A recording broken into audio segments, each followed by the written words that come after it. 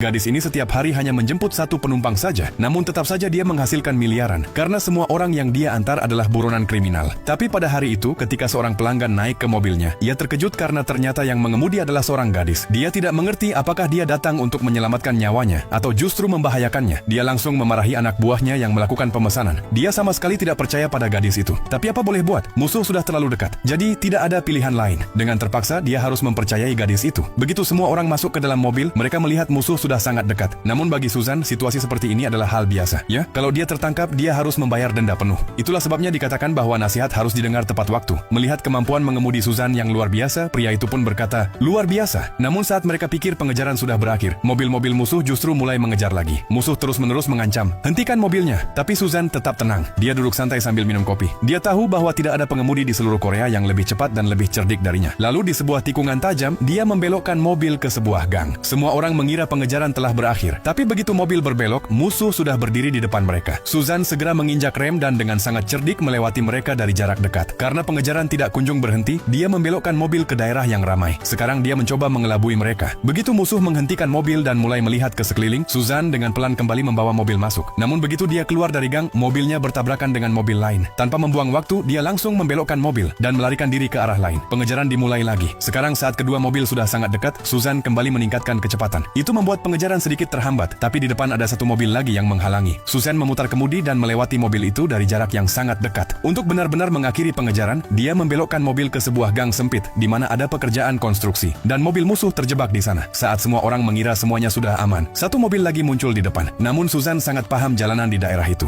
Dia mengemudi di gang-gang itu seolah-olah dia sudah hafal setiap tikungannya sejak kecil. Ketika pengejaran tidak juga berhenti, dia memutuskan untuk pergi ke tempat yang tidak mungkin dijangkau oleh musuh. Lalu dia membelokkan mobil ke sebuah gang yang sangat sempit. Begitu mobil musuh masuk ke sana, mereka menabrak dan terjebak. Kini hanya tersisa satu mobil lagi yang harus dikalahkan dengan cara apapun. Susan melihat ada kereta yang melintas di rel di depan. Dia harus menghentikan mobilnya. Musuh hampir menangkap mereka. Tiba-tiba Susan mulai menjalankan mobil sejajar dengan kereta. Tak tahu apa yang dia pikirkan. Sebelum orang-orang di dalam mobil menyadari apa yang terjadi, Susan dengan aksi drift luar biasa melewati tepat di depan kereta. Melihat itu, musuh terkejut dan Susan berhasil melarikan diri bersama para pelanggannya. Melihat kemampuan mengemudi Susan yang luar biasa, pelanggan itu sangat senang dan memberinya hadiah besar sebagai ucapan terima kasih.